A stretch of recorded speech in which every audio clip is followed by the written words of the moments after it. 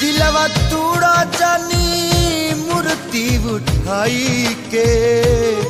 जानी कर तू विसर्जन हमरा माई के जानी कर तू विसर्जन हमरे माई के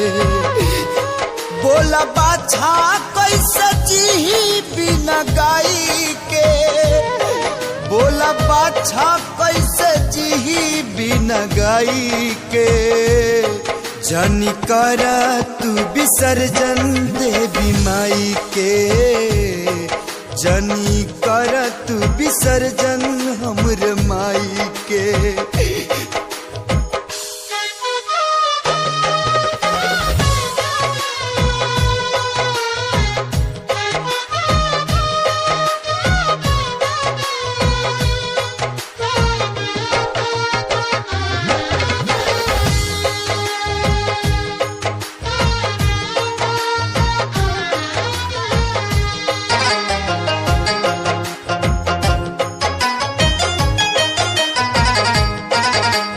कैसे के हम भुलाई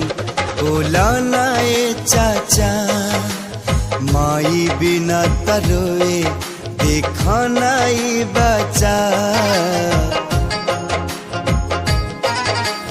कैसे के हम भुलाई बोला नाए चाचा माई बिना तरोए देखा नाई बचा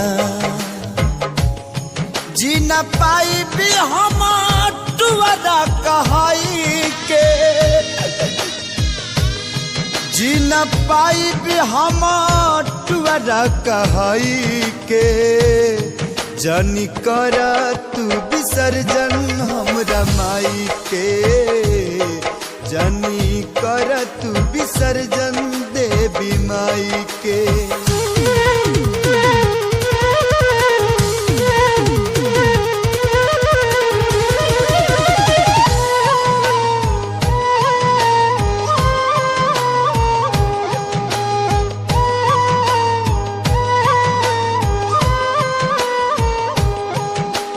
संझिया सवेरे आदत बा माई के देखे के कैसे तुहर करे जाकर पानी में फेंके के संझिया सवेरे आदत बा माई के देखे के कैसे तुहर करे जाकर पानी में फेंके के बेटा होके काम जन कसाई के बेटा होके काम कर जन कसाई के आज कर जन विसर्जन मोरी माई के आज कर जन विसर्जन देवी माई के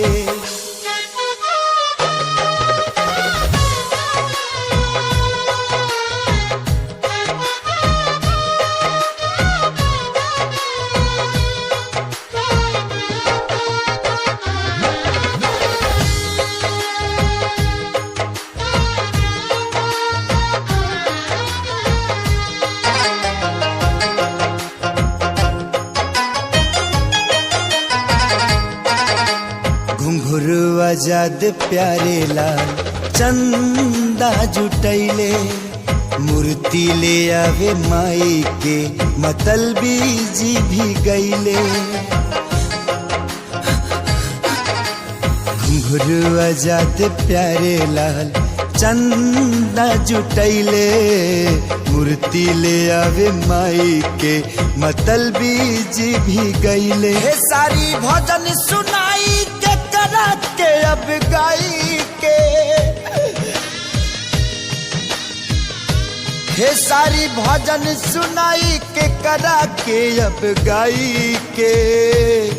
जानी करा तू विसर्जन हमरे माई के, जानी करा तू विसर्जन देवी माई के।